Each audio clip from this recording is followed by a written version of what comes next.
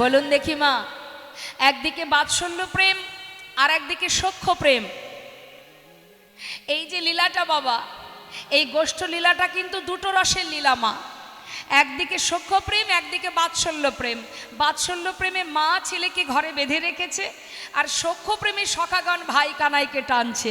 এখন এই দুটো প্রেম, এই যে দুটো রস, এই দুটো রসের মধ্যে শক্তিশালী কোনটি?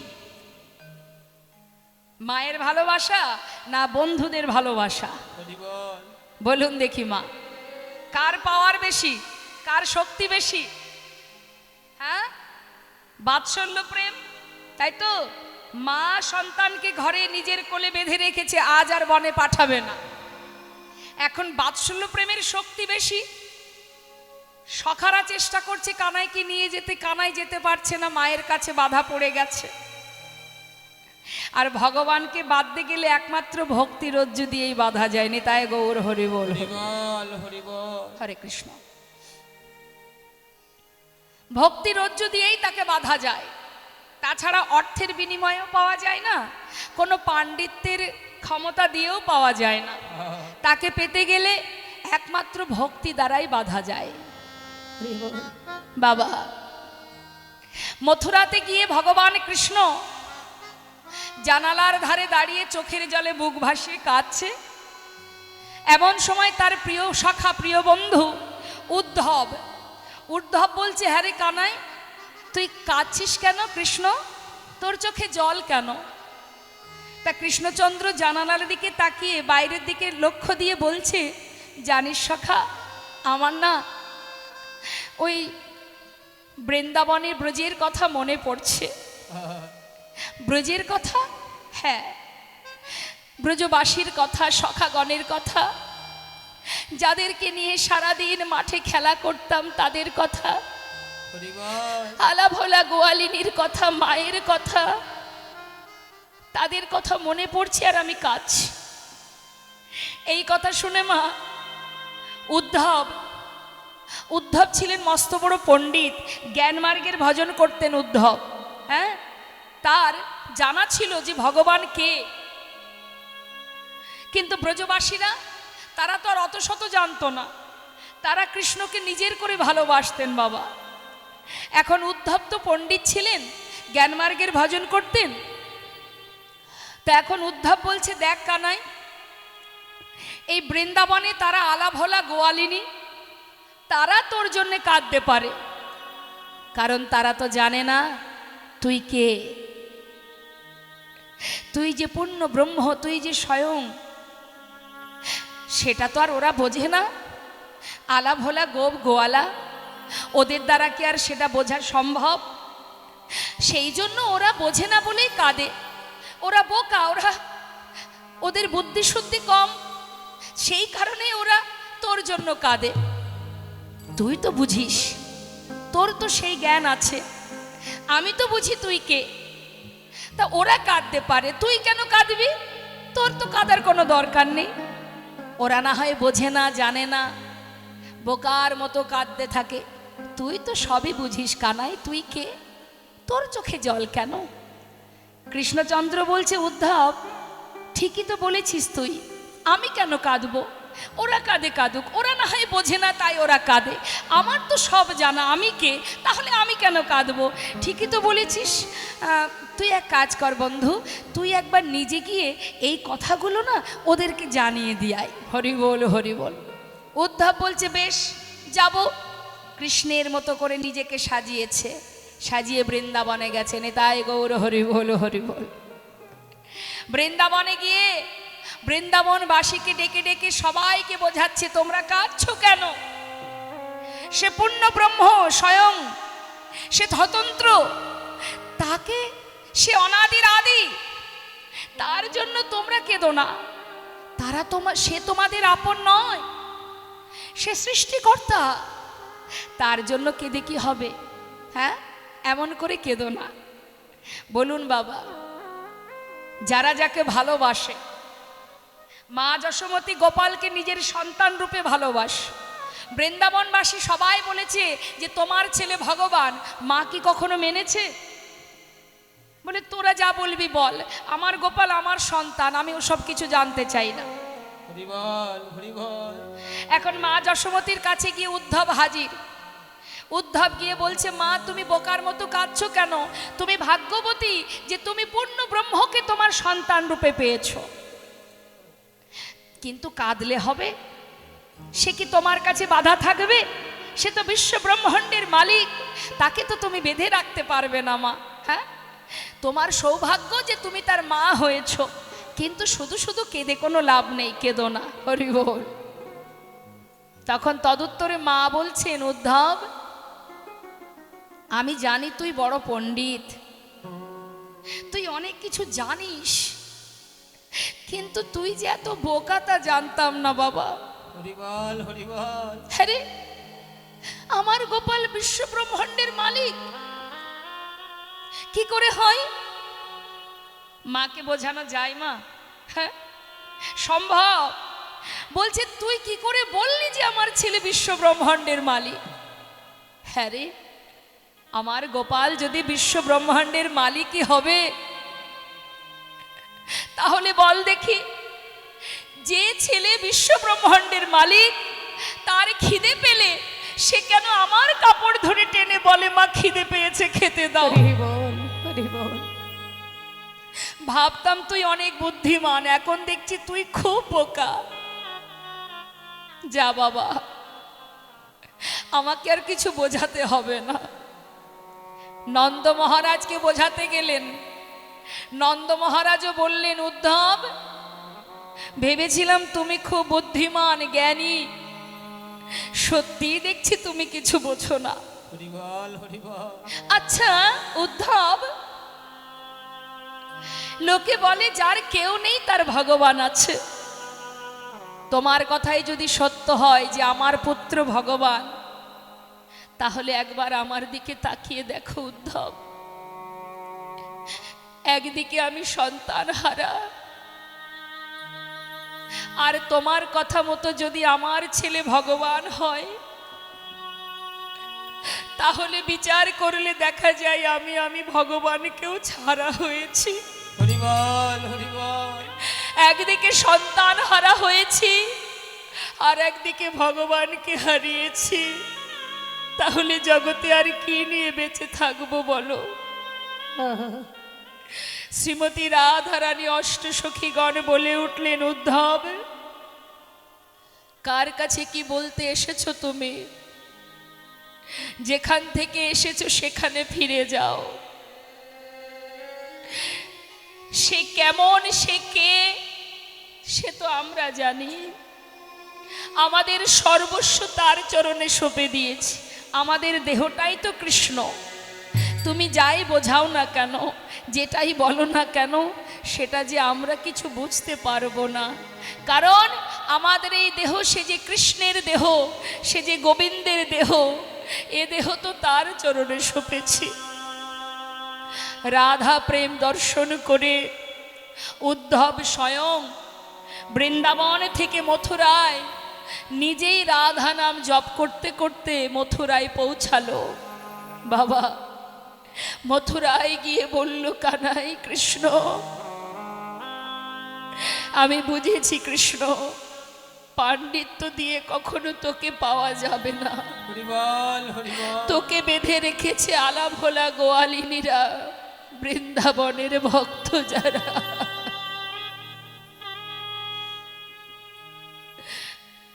তাই ভক্তই পারে একমাত্র ভগবানকে বেঁধে রাখতে। আজ মা যশোমতী গোপালকে বাৎসল্য প্রেমে বেঁধে রেখেছে, আর ভগবানও বাৎসল্য প্রেমে বাধা পড়ে মায়ের কাছে। আজ আর তিনি যে ভগবান সে জ্ঞান আর নেই বাবা। কারণ মায়ের ভালোবাসায় এমনভাবে আবদ্ধ হয়েছে যে মায়ের ভালোবাসায় নিজে ভগবান সেটা ভুলে গিয়ে সেও সন্তান হয়ে বাধা পড়ে আছে। হরি বল, হরি বল। শ্রীরাম সখা চিন্তা করছে সর্বনাশ, ও যেভাবে মায়ের কাছে বাধা পড়েছে আজ নিশ্চয়ই ও বনে যাবে না। কিন্তু ও যদি বনে না যায়, ধেনু বৎস সখা আমরা কি করে বনে যাব? হ্যাঁ রে কানাই, খুব তো মায়ের গরব করছিস, খুব তো মায়ের গুণ কথা শোনাচ্ছিস, তবে বলি শোন, আজ না হয় তুই মা মা করছিস, বল তো সেদিনের কথা। হ্যাঁ রে ভাই, আজ যে মায়ের গুণ কথা শোনাচ্ছিস, তোর মা যেদিন তুই বিপদে পড়েছিলি সেদিন তোর মা কোথায় ছিল? বল, সেদিন কোথায় ছিল? হ্যাঁ রে ভাই, জমলয়র জন্য যেদিন চেপেছিল গায়ে, জমল অর্জুন যেদিন চেপেছিল গায়ে, সেদিন তোর মা নন্দ রানী আছিল কোথায়? তোর মা নন্দ রানী ছিল কোথায়? জানি রে তোর মায়ের প্রেম কত ভালোবাসে, জানি রে, জানি রে তোর মায়ের প্রেম কত ভালোবাসে। স্বল্প নবনীর তরে বেঁধেছিল গাছে, কোন বনি তরে বেঁধেছিল গাছে। এত তো মায়ের গুণ কথা শোনাচ্ছিস, কিন্তু তোর মা একটুখানি ননি চুরি করেছিলি বলে তোকে গাছে বেঁধে রেখেছিল, সেদিনের কথা মনে আছে তোর? হ্যাঁ, আজ তো মায়ের প্রেমে পাগল হয়েছিস, মা তোকে ছাড়বে না বলে তুই যেতে চাইছিস না, কিন্তু সেদিনের কথা মনে করে দেখ। হ্যাঁ রে কানাই, তুই সামান্য ননি চুরি করেছিলি বলে মা তোকে বেঁধে রেখেছিল, কিন্তু আমাদেরও তো মা আছে। বল দেখি, এমন গাছে বাঁধা মা কার বাই আছে? গাছে বাঁধা মা কার বায়া, এমন গাছে বাঁধা মা কার বাই আছে? এমন গাছে বাঁধা মা কার বাই আছে? আমাদেরও মা আছে, গাছে বাঁধা মা কার বাই আছে? আমাদেরও মা আছে, গাছে বাঁধা মা কার বায়া আছে। স্বল্প নবনীর তরে বেঁধেছিল গাছে, কোন বনির গায়ে বেঁধেছিল গাছে। একটু ননি চুরি করলে যে মা ছেলেকে বেঁধে রাখে, তার আবার ভালোবাসা কতটুকু আছে? হ্যাঁ, কানাই বলছে, হ্যাঁ রে, শ্রীরাম শাখা বলছে, বল কানাই, যেদিন জমল অর্জুন তোর অঙ্গে চেপেছিল সেদিন তোর মা কোথায় ছিল? হরি বল, হরি বল। সত্য কথা মা, গোপালকে যে মা বেঁধেছিলেন, উদুখলে বেঁধেছিলেন শাসন করবার জন্য। কেন? প্রতিদিন নালিশ শুনতে শুনতে মা বিরক্ত হয়ে যেত। আমার ঘরে নবলক্ষ ধেনু আছে, এত ক্ষীর ননি মাখন আছে, তারপরেও কেন ছেলে অন্যের ঘরে গিয়ে ননি চুরি করবে? তাই গৌর হরি বল। একবার ভেবে দেখুন, একটু গভীরভাবে চিন্তা করতে হবে মা। ব্রজবাসীরা ক্ষীরসর ননি তৈরি করে ভগবানের সেবায়, বিষ্ণু সেবায় দেবার জন্যে যে ননির ভাণ্ডটা গুছিয়ে রাখতেন ভগবানের সেবার জন্য, আর ভগবান দুষ্টু কৃষ্ণচন্দ্র, কৃষ্ণ গোপাল, সে কিন্তু সেই ননিটা গিয়ে সেবা করতো। তাই গৌর হরি বল। তাই তো, তাহলে চুরি করলো কোথায়? যার জন্য গুছিয়ে রাখতো সেই গিয়ে সেটা সেবা করত। তাহলে বিচার করলে সে তো চুরি করেনি। হ্যাঁ, সামাজিক দৃষ্টিতে বলতে পারি চুরি করেছে, কিন্তু চুরি তো করেনি। ভগবানের জন্য যেটা তুলে রাখতো ভগবান সেটা গিয়েই সেবা করতো। তাই গৌর হরি বল। এখন নালিশ শুনতে শুনতে মা বিরক্ত, তাই ছেলেকে বেঁধে রেখেছিল, উদুখলে বাঁধতে গিয়েছিলেন। কেন? তখন তার ভক্তি ছিল না, রাগ ছিল ছেলের প্রতি। গোপালের প্রতি এতটা রাগ মায়ের, কানাইকে শাসন করবার জন্য বাঁধতে গেলেন। কিন্তু বাবা, কখনো ভক্তি শূন্য হয়ে কে ভগবানকে বাঁধা যায়? যদি মনে করে কেউ ভক্তি শূন্য হয়ে ভগবানকে বাঁধবে, বাঁধতে পারবে না। আগে চাই ভক্তি। ভক্তি হচ্ছে এক, ভক্তি হলো এক। তারপরে তুমি ব্রত করো, যজ্ঞ করো, দান করো, তীর্থে যাও, একটা একটা করে শূন্য বাড়তে থাকবে। তাই গৌর হরি বল। কিন্তু সেই প্রথমের এক সংখ্যায় যে এক, এক যদি না থাকে, তারপরে যেগুলো আছে সব শূন্য শূন্য শূন্য শূন্য। তাই তো, শূন্যের কোনো দাম আছে? তাই বলছে মা যশোমতী যখন ভক্তি শূন্য হয়ে গোপালকে শাসন করবে বলে বাঁধতে গেলেন, কিছুতেই বাঁধতে পারছেন না, দুটি অঙ্গুলি ফাঁকা থেকে যাচ্ছে। এখন নবলক্ষ ধেনুর যত রজ্জু আছে, যত দড়ি আছে, একটার সঙ্গে আর একটা বেঁধে অনেক লম্বা করে তারপরে গোপালকে বাঁধতে যাচ্ছে, তথাপিও সেই দুটি অঙ্গুলি ফাঁকা থাকছে, বাঁধতেই পারছে না। কেন পারছে না? মায়ের ভিতরে ভক্তি নেই, ভক্তি শূন্য হয়ে গেছে। কি করে বাঁধবে গোবিন্দকে? একদিকে ভক্তি নেই, সন্তানের প্রতি ক্রোধ, হ্যাঁ, তাই ভক্তি শূন্য হয়েছে বলে এক ভক্তি, আর সন্তানের প্রতি যে প্রেম, বাৎসল্য প্রেম, সেটাও নেই। এই ভক্তি নেই, প্রেম নেই, যার কারণে আর বাঁধতে পারছে না। যখনই কিনা মা বারবার চেষ্টা করেও ছেলেকে বাঁধতে পারলো না, বাধ্য হয়ে মা তখন মাথা নিচু করে চোখের জলে বুক ভাসিয়ে কাঁদছে আর বলছে, গোপাল, সকলের কাছে কথা শুনতে শুনতে আমি আর পারছি না বাবা, কিন্তু তোকে এত করে চেষ্টা করলাম বাঁধার জন্য, বাঁধতে পারছি না। হরিবল হরিবল। আমি তোর কাছে হেরে গেলাম গোপাল, আমি হেরে গেলাম। মা যখন কাঁদছে ছুটে গিয়ে গোবিন্দ মায়ের গলাটা জড়িয়ে ধরলেন। মা, মা, কে বলেছে তুমি বাঁধতে পারোনি? যেই না মায়ের চোখে জল, ভগবান সব সইতে পারে, মা চোখের জল তো সইতে পারে না। হরিবল হরিবল। মায়ের চোখে জল দেখে ছুটে গিয়ে গলাটা জড়িয়ে ধরে বলছে, মা, কে বলেছে বাঁধতে পারোনি? হ্যাঁ, এই তো, এই দেখো আমি তোমার কাছে চিরতরে বাধা পড়ে আছি। তাই গৌর হরি বল হরি বল।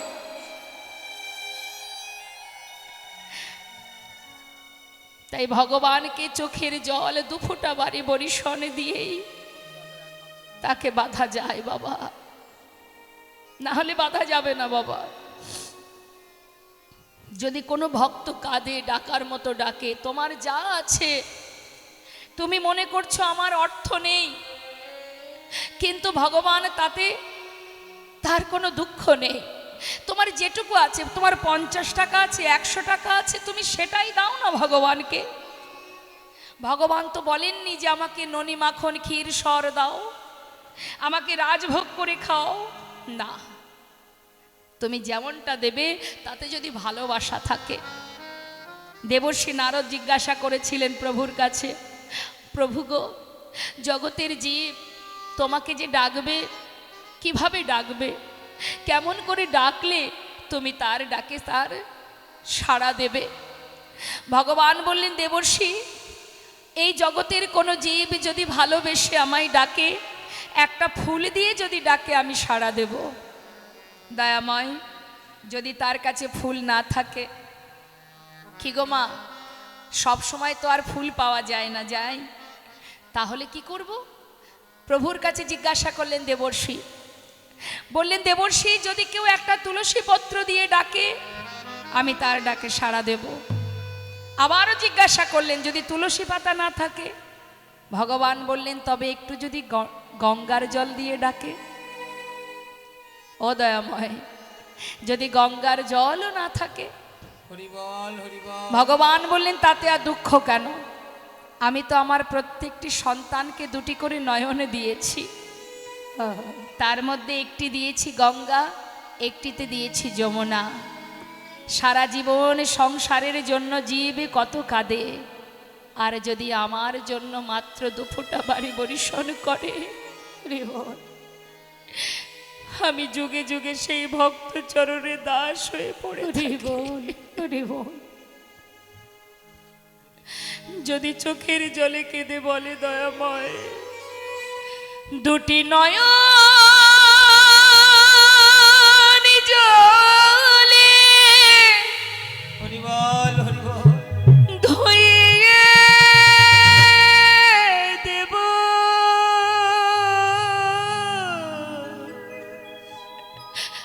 তোমার 2টি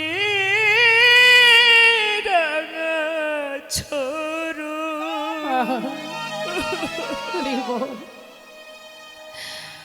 তুমি করিও গ্রহ,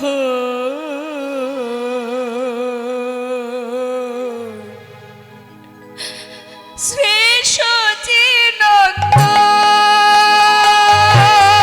নয়ন জলে ধুইয়ে দেব তোমার 2টি রাঙা চরণ, তুমি করিও গ্রহণ। শ্রী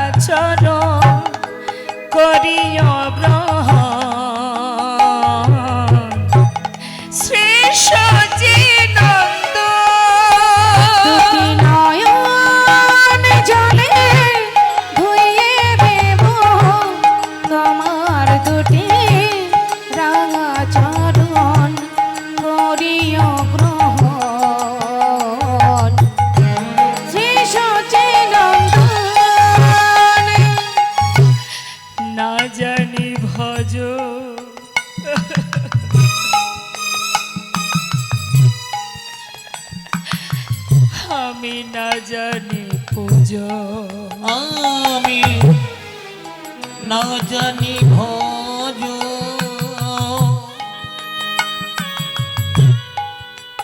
আর না জানি পূজো বলো কোন গুণে পাবো তোমার রাঙা চোরো আমি না জানি ভজ না জানি পূজো বলো কোন গুণে পাব ও দুটি চর না জানি ভজ না জানি পুজো বলো কোন গুণে পাবো ও রাঙা চোরো দুটি নয়নে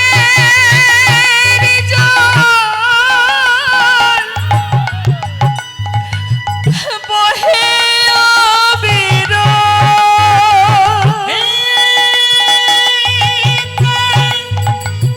গোবিন্দ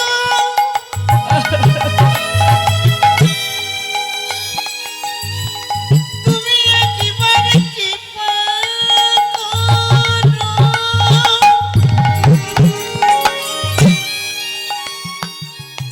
তুমি ছাড়া আমার আর কেহ নাই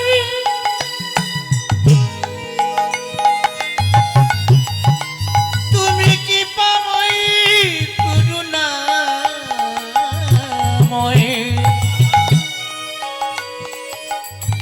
তুমি নিজ গুণে কি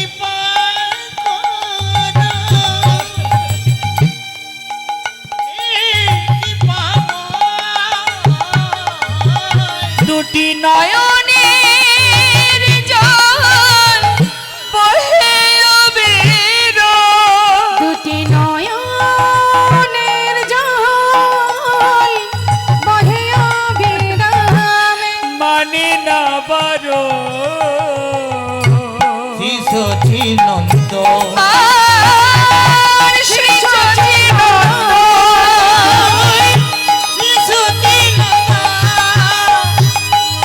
শ্রী সচিদানন্দ শ্রী সচিদানন্দ যদি ডাকার মতো ডাকতে পারো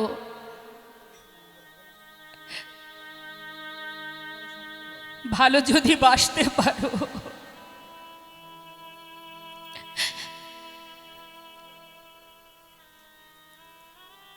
দেখতে দেখতে সময় চলে যায় 84 লক্ষ জনই ভ্রমণ করে সাধের কৃষ্ণ ভোজনের জনম হরি বল কত সাধনার ধন আমাদের এই দেহটা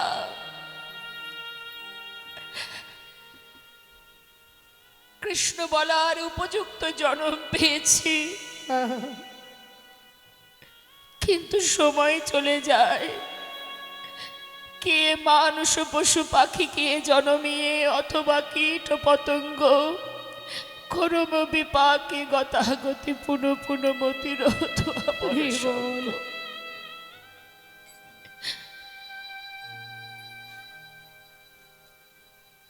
একটি ছোট্ট শিশু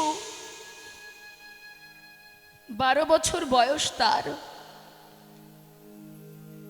দেখুন বাবা ভগবানকে ডাকতে গেলে না অর্থেরও প্রয়োজন হয় না শিক্ষারও প্রয়োজন হয় না যদি তোমার মধ্যে শুদ্ধ ভক্তি থাকে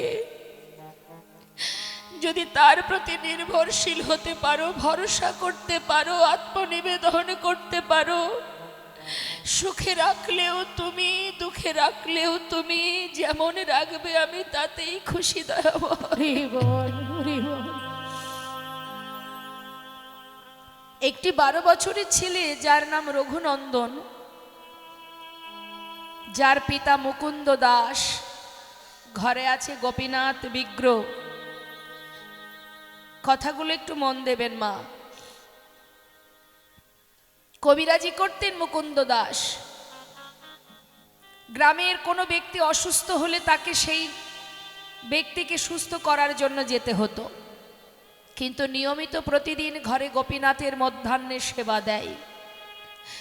একা মানুষ মুখে হাত দিয়ে চিন্তা করছে, এমন সময় তার 12 বছরের ছেলে রঘুনন্দন এসে ডাকছে, বাবা বাবা, তুমি কিছু ভাবছো নাকি? হ্যাঁ রে, বড় চিন্তায় পড়েছি আমি, একা মানুষ কোন দিকে যাই বল দেখি। বাবা, কি হয়েছে তোমার? গ্রামে একজন অসুস্থ, সেখানে আমায় যেতে হবে। ঘরে আবার গোপীনাথের সেবা, সেদিকেও রন্ধন করে সেবা দিতে হবে। আমি যে কোনটি করব, কি করব আগে আমি বুঝে উঠতে পারছি না। বাবা শোনো, তুমি গ্রামের কাজে চলে যাও, গ্রামে যে অসুস্থ তুমি তার কাছে যাও, আর ঘরে গোপীনাথের সেবা সেটা আমিই দিয়ে দেব। মুকুন্দ দাস মৃদু হেসে উঠলেন, বললে, রঘুনন্দন, ভগবানের সেবা বললেই কি সেবা দেওয়া যায় রে খোকা? সেবা দিতে গেলে তার অনেক নিয়ম আছে, অনেক মন্ত্র জানতে হয়, নিবেদন মন্ত্র, আচমন মন্ত্র, তুমি তো কিছু জানো না। ছোট্ট ছেলে বলে উঠলেন, বাবা, আমি হয়তো তোমার মতো মন্ত্র জানি না, আমি যদি ওকে ভালোবেসে খাওয়াই ও কি খাবে না? মুকুন্দ দাস চিন্তা করছে, সত্যিই তো, সবার ঊর্ধ্বে চাই ভক্তি, প্রেম, ভালোবাসা। কেউ যদি ভালোবেসে কাউকে কিছু খাওয়ায়, তার মধ্যে নিয়মাবলীর কি বা প্রয়োজন? যাক, ঠিকই তো, যাক, অন্তত আজকের দিনটা তো আমি যাই, তারপরে কালকের চিন্তা কালকে করব। হ্যাঁ রে রঘুনন্দন, তুই এক কাজ কর, রন্ধনশালায় সব কিছু গোছানো আছে, তুই কোনো রকমে রান্না করে আজকে একটু ভগবানের সেবাটা দিয়ে দিস। আমি চললাম গ্রামের কাজে, আমি ফিরে এসে প্রসাদ পাবো, আমার জন্য প্রসাদ রেখে দিবি। ঠিক আছে বাবা, তুমি চলে যাও। মুকুন্দ দাস গ্রামের কাজে চলে গেলেন মা। আর ছোট্ট 12 বছরের সন্তান, সে আমাদের অনেকেরই ঘরে আছে, 12 বছরের শিশু, কতটুকুই বা তার জ্ঞান বুদ্ধি তো বেশি হয়নি। বাবাকে কথা দিয়েছে, গোপীনাথের দায়িত্ব নিয়েছে, তাই আজ নিজে হাতে রন্ধন করবে বলে রন্ধনশালায় গেছে। গিয়ে দেখছে সব কিছু সাজানো গোছানো, কিন্তু রান্না হয়নি। তাড়াতাড়ি করে সমস্ত ব্যঞ্জন পাত্রে ঢেলে দিয়ে কোনো রকমে রান্না করেছে মা। জীবনে তো কখনো রান্না করেনি, এই প্রথম। কিভাবে রন্ধন করতে হয় জানে না, যা কিছু ছিল সব এক পাত্রে ঢেলে দিয়েছে, কোনো রকমে রান্না করেছে। কোনো রকমে রান্না করে সেটাকে পাত্রে ঢেলে নিয়ে মন্দিরে প্রবেশ করেছে। প্রবেশ করে বলছে, গোপীনাথ, গোপীনাথ, জানো আজ না বাবা ঘরে নেই, আজ আমি তোমার জন্য রান্না করেছি, আজই প্রথম এলাম, তোমাকে আমি নিজে হাতে খাওয়াবো, শিগগিরই এসো। জানো বাবা গ্রামের কাজে একজন অসুস্থ, তার কাছে গেছে, কত কষ্ট করে রান্না করেছি আমি। গোপীনাথ, আজ একটু কষ্ট করে খেয়ে নেবে, কাল এসে বাবা তোমায় ভালো করে রান্না করে খাওয়াবে, শিগগিরই এসো, তাড়াতাড়ি চলে এসো। ডাকছে, কিন্তু আসছে না। আসছে না কেন? চারিদিকে দেখছে আমার কোনো ভুল হলো কি না, গোপীনাথ আসছে না কেন। হঠাৎ দেখছে দরজা খোলা। ও বুঝেছি বুঝেছি, বাবা যখন তোমাকে খাওয়ায় আমি দেখেছি বাবা প্রতিদিন দরজাটা বন্ধ করে দেয়, দাঁড়াও আমি বন্ধ করে আসি। দরজাটা বন্ধ করে দিল। গোপীনাথ, ওই দেখো দরজা বন্ধ করে দিয়েছি, এবার এসে খেয়ে নাও। কি হলো, দাঁড়িয়ে আছো যে? এসো, তাড়াতাড়ি এসো। আসছো না কেন? আজ আমার বাবা ঘরে নেই, আমি বাবাকে কথা দিয়েছি আজ আমি তোমাকে খাওয়াবো। এসো না গোপীনাথ, শিগগিরই খেয়ে নাও। তুমি যদি না খাও, আজ যদি অভিমান করে থাকো, বাবা কিন্তু আমাকে খুব বকবে। এসো না ও গোপীনাথ, এমন করে দাঁড়িয়ে থেকো না, এসো বলছি, শিগগিরই এসে খেয়ে নাও। সে কিন্তু জানে না বাবা যে এটা পাথরের বিগ্রহ। সে জানে আমি যেমন বাবার সন্তান, এই গোপীনাথও আমার বাবার সন্তান। সে নিজের জন ভেবে ডাকছে। আমরাও তো ভগবানের সেবা দিই, বলুন না মা, আপনারাও তো নিজে হাতে ভগবানকে খাওয়ান। প্রভু সাক্ষাৎ আপনাদের সামনে আসে? আসে না। আমরা ভালোবাসি চিত্রপট ভেবে, বিগ্রহ ভেবে, তাই তো দেখা পাই না। যদি তুমি মন থেকে তাকে নিজের করে ভালোবাসো, ঠিক তুমি তাকে দেখতে পাবে। ডাকছে, আসছে না। গোপীনাথ, কি হলো? কখন থেকে ডাকছে তুমি শুনতে পাচ্ছ না? শিগগিরই এসো। হো গোপীনাথ, এমন করে দাঁড়িয়ে থেকো না। কি মনে করেছো বাবা ঘরে নেই বলে আসবে না? দেখো গোপীনাথ, আমি বারবার ডাকছি, আমার কি কষ্ট হয় না? এসো না গোপীনাথ, গোপীনাথ,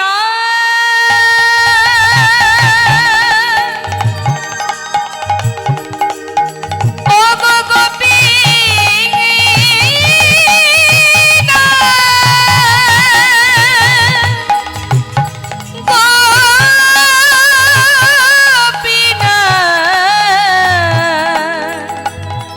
এসো এসো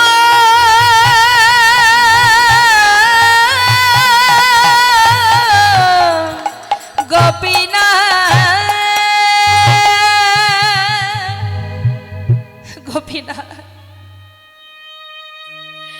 ও গোপীনাথ, এসো গোপীনাথ এসো। আসছে না,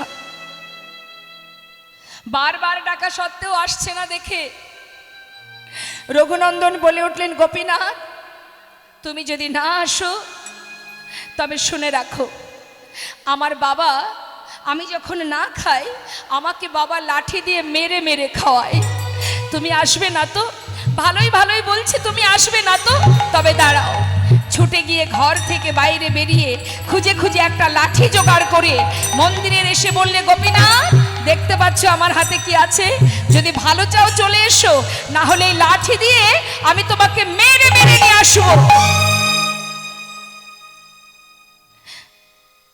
লাঠির ভয় দেখিয়ে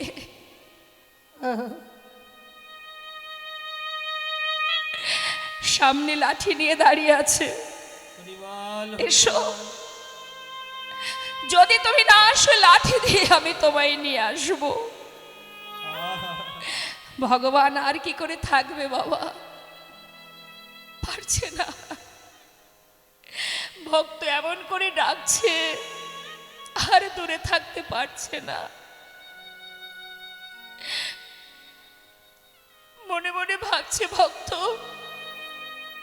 জানো এতদিন এই ঘরে আছি, কিন্তু এমন করে আমাকে কেউ কখনো ডাকেনি, ভালোবাসেনি। বেশ, ভগবান বিগ্রহ থেকে সচল মূর্তি ধারণ করে এক পা দুপা করে পাতা আসনে বসেছে।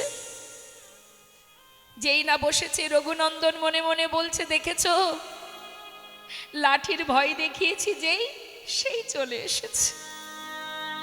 খেয়ে নাও, আজ আমি রান্না করেছি জানো, জানি না কেমন হয়েছে, একটু কষ্ট করে আজ খেয়ে নাও। কেমন? ভগবান একটুখানি বদনে দিয়েছে, চোখের জলে বুক ভাসিয়ে কাঁদছে গোপীনাথ। জানো ভক্ত, পাশে রঘুনন্দন দাঁড়িয়ে দাঁড়িয়ে বলছে, গোপীনাথ তুমি কাঁদছো কেন? ভালো হয়নি? আমি তো কখনো রান্না করিনি, কি করে ভালো হবে বলো? ভগবান বলছে, ভক্ত আমি সেজন্য কাঁদছি না। আজ আমি কাঁদছি কেন জানো? এত ভালোবাসা। হরিবল হরিবল। ভালোবেসে কেউ যদি আমার জন্য রন্ধন করে, সেটা খারাপ হবে কি করে বলো? এত সুস্বাদু, এত স্বাদ, এত তৃপ্তি। জানো রঘুনন্দন, আজ যেন মনে হচ্ছে আমি অমৃত সেবা করছি। খুব ভালো হয়েছে, খুব সুন্দর হয়েছে। আমি এমন সুস্বাদু অমৃত আগে কখনো পাইনি। ভালো হয়েছে, বেশ খেয়ে নাও। সেবা করছে, সেবা করতে করতে বাবা প্রায় শেষ। ভক্তের হাতে রান্না পেয়েছে তো, তৃপ্তি ভরে আস্বাদন করতে করতে থালাতে সবই শেষ প্রায়। অবশেষে যেটুকু ছিল অবশেষটুকু নিয়ে মুখে দিতে যাবে, এমন সময় রঘুনন্দন ভাবছে, হায় হায় এখনো আমি খাইনি, বাবা খাইনি, সবই তো খেয়ে নিচ্ছে গোপীনাথ। ছুটে গিয়ে হাতটা চেপে ধরেছে, গোপীনাথ যেই না হাতটা চেপে ধরেছে, ভগবান মুখের দিকে তাকিয়ে বলছে, রঘুনন্দন, তুমি আমার হাত ধরলে কেন? উঠে যাও, এক্ষুনি ওঠো। কেন? আর খাবে না? তুমি কেমন বলো তো? আগে তো আসছিলে না, এসেছো ঠিক আছে, খাচ্ছ খাও, তাই বলে তুমি সবটুকু খেয়ে নেবে? দেখো এখনো আমি খাইনি, আমার বাবা খায়নি, আমাদের জন্য রাখবে না তুমি? সবই তো তোমায় দিলাম, আমরা কি খাবো বলো? ও আসলে কি জানো ভক্ত, বহুদিন পর তোমার হাতে রান্না এত সুস্বাদু হয়েছে, আজ আর কারোর কথাই মনে ছিল না। ঠিক আছে দাঁড়াও, আমার হাতে যেটুকু আছে এটুকু আমি তোমার জন্য রেখে দিলাম, তুমি খেও কেমন? বেশি তো ছিল না মা। ভগবান আচমন করে বিগ্রহে মিলিত হলেন, আর যেটুকু ছিল সেটুকু নিজে সেবা করে পাত্রটা ধুয়ে গুছিয়ে তুলে রেখেছে। সময় মতো মুকুন্দ দাস ঘরে ফিরেছে, ডাকছে নিজের পুত্রকে, রঘুনন্দন। বাবা, কিরে, গোপীনাথের সেবা হয়েছে তো? হ্যাঁ হ্যাঁ, চিন্তা করো না, ঠিক সেবা দিয়ে দিয়েছি। যাক, আমার বড় কাজটা তুই করেছিস বাবা, আজ আমি অনেক চিন্তামুক্ত হলাম। হ্যাঁ রে, দে বাবা, সারাদিন এত ধকল গেছে, এত পরিশ্রম হয়েছে, প্রচণ্ড খিদে পেয়েছে, দে তো দেখি, আমাকে একটু প্রসাদ এনে দে। বাবা জানো, আজ আর প্রসাদ নেই। কেন নেই? কি করে থাকবে? সবই তো তোমার গোপীনাথ খেয়ে নিচ্ছিল, ভাগ্যিস আমি হাতটা ধরেছিলাম, আমার জন্য এতটুকু রেখেছিল, সেটা আমি খেয়ে নিয়েছি। কি? গোপীনাথ খেয়েছে? এটা কি করে হয়? সে কি করে খাবে? মনে মনে ভাবছে, আমার ছেলে পাথরের বিগ্রহের নামে দোষ দিচ্ছে। সে তো পাথর, কথা বলতে পারে না, চলতে পারে না। আমার ছেলে পাথর বিগ্রহের নামে দোষ দিয়ে মিথ্যা কথা বলছে। কি করে খাবে? এতদিন তো আমি তাকে খাইয়েছি, আমি রন্ধন করে সেবা দিয়েছি, সে কোনোদিন খায়নি, আজ আমি ঘরে নেই, আজই খেয়ে নিল। নিশ্চয়ই আমার পুত্র রঘুনন্দন, সে নিজে খেয়ে ওই বিগ্রহের নামে দোষ দিচ্ছে। যার যেমন ভাব তো তার তেমনই লাভ, তাই তো মা? যার যেমন লাভ, যার যেমন ভাব তার তেমন লাভ। সে জানে সে পাথর, আর তার সন্তান জানে এটা আমার বাবার এক সন্তান। তাই সে দেখা পেল, মুকুন্দ দাস পাচ্ছে না। মনের সন্দেহটা মনে রেখে পরের দিন সকালবেলা ছেলেকে আবার হাতে নাতে প্রমাণ করবার জন্য বলে উঠলেন, রঘুনন্দন বলো বাবা, দেখ তুই তো ভালো সেবা দিতে শিখেছিস, জানিস গ্রামের কাজ আমার আজও শেষ হয়নি, যেতে হবে। তা তুই এক কাজ কর, আজ আর তোকে রান্না কষ্ট করে করতে হবে না, আমি ঘরে নাড়ু তৈরি করে রেখেছি, গোপীনাথ নাড়ু খেতে ভালোবাসে, তুই আজকে নাড়ুটা সেবাই দিয়ে দিস। আচ্ছা বাবা, তাই হবে। মুকুন্দ দাস সে কিন্তু সন্তানকে সব কিছু বলে আর গ্রামে কোথাও যায়নি, সে মন্দিরের পিছনে গিয়ে দেয়ালে কান পেতে আছে। কেন? আমি শুনতে চাই, দেখতে চাই যে আমার ছেলে মন্দিরে যখন সেবা দিতে যাবে, আমার পুত্র ছাড়া আর কেউ সেখানে আসে কিনা। নিতাই গৌর হরি বল। এদিকে পাত্রে নাড়ু সাজিয়ে নিয়ে 12 বছরের ছেলে রঘুনন্দন সেই নাড়ুর পাত্রটা নিয়ে মন্দিরে প্রবেশ করেছে। গোপীনাথ, ও গোপীনাথ, চিনতে পারছো আমায়? কাল এসেছিলাম, দেখো আজও এসেছি। শোনো, আর কিন্তু ডাকতে পারবো না, শিগগিরই এসে খেয়ে নাও, আজ তোমার জন্য বাবা নাড়ু তৈরি করে পাঠিয়েছি। ভগবান বিগ্রহ থেকে নিজ মূর্তি ধারণ করে পাতা আসনে বসে বলে উঠলেন, ভক্ত, কেউ যদি আমাকে প্রকৃত ডাকার মতো ডাকে, আর তার ডাক যদি একবার আমার কানে পৌঁছায়,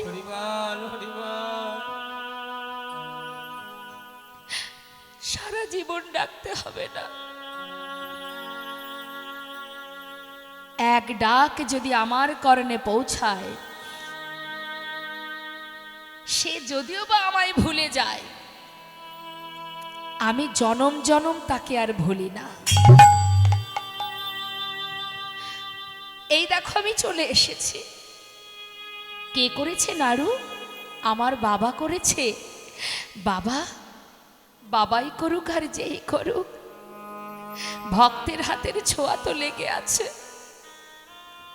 যেই না নাড়ু মুখে দিয়েছে মা, অর্ধেকটা সেবা করেছে, পাশে দাঁড়িয়ে রঘুনন্দন চিন্তা করছে কালকের মতো দাঁড়িয়ে থাকবো, আর আজও যদি আবার একটা একটা করে সব খেয়ে নেয়, আজ আর তা হতে দেব না। আজ ও যেমন খাবে, আমিও আমার ভাগেরটা খাবো। সেই কি করেছে, ওই পাত্র থেকে একটা নাড়ু তুলে নিয়েছে, বদনে দিয়েছে বাবা। অর্ধেকটা সেবা করেছে, যেই না ভালো লেগেছে, আর সেই অর্ধেক এঁঠো নাড়ুটি গোপীনাথের মুখের কাছে ধরেছে। গোপীনাথ, খেয়ে দেখো, আমার বাবা করেছে গো, কি সুস্বাদু হয়েছে, কত সুন্দর হয়েছে। নিয়ে এই নাও, খেয়ে দেখো, হা করো, আমি খাইয়ে দিই। ভগবানের দু চোখে নয়ন বাড়ি বরিশন হচ্ছে। হে কি ভালোবাসা, হে কি প্রেম। নিজের মুখের উচ্ছিষ্ট, নিজের মুখের এঁঠো ভগবানের বদনে তুলে দিচ্ছে, কিন্তু এতটুকু তার ভিতরে সংকোচ দ্বিধা হচ্ছে না। এ কেমন ভালোবাসা! ভগবান কাঁদছে। রঘুনন্দন চোখে জল দেখে মনে মনে বলছে, তবে গোপীনাথ কাঁদছে কেন? জিজ্ঞাসা করছে, গোপীনাথ তুমি কাঁদছো কেন? ও, আমার এঁঠোটা তোমায় দিয়েছি তাই? জানো, আমার তো ভালো লেগেছে, তাই আমি তোমায় দিচ্ছি না। বেশ, আর দেব না। তুমি কেঁদো না, আমি তোমাকে আর দেব না। ভগবান বলছে, না না, আমি সেজন্য কাঁদছি না গো। তবে কাঁদছো কেন? রঘুনন্দন, তুমি যদি তোমার এঁঠো নাড়ুটা আমাকে খাওয়াতে পারো, তাহলে কি আমি আমার উচ্ছিষ্ট এই আমার এই প্রসাদী নাড়ু, এটাকে আমি তোমায় খাওয়াতে পারি? বেশ তো, তাহলে তুমি আমাকে খাওয়াও, আমি তোমাকে খাওয়াই। ভগবান তার প্রসাদী নাড়ু দিচ্ছেন ভক্তের বদনে তুলে, আর ভক্ত তার এঁঠো নাড়ু দিচ্ছে ভগবানের বদনে। ভক্ত ভগবানের মধুর মিলন, মধুর প্রেম, মধুরী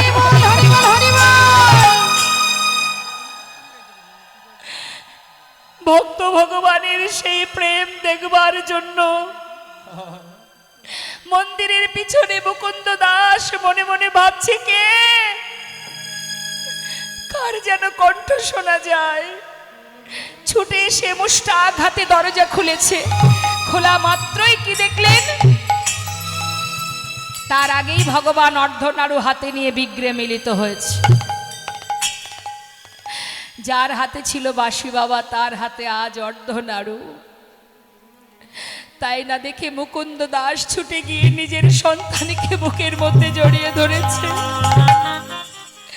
জড়িয়ে ধরে বলছে, রঘুনন্দ, সারা জীবনে যার সেবা দিয়েছি আমি, সবে যে আমার ব্যর্থ হলো বাবা। সারা জীবনে ভগবানের সেবা, সে যে অযোগ্য হয়ে গেল বাবা। হায় আমার বুকে আয়, তুই আমার সন্তান হয়ে তার দেখা পেলি, কিন্তু আমি পেলাম না। আমার কোলে আয় বাবা, তোর মতো সন্তানকে কোলে জড়িয়ে ধরে আমার অযোগ্য দেহ আমি যোগ্য করি।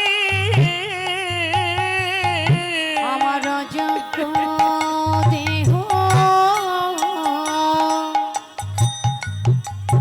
আমি যোগ্য করে, এতদিনের অযোগ্য দেহ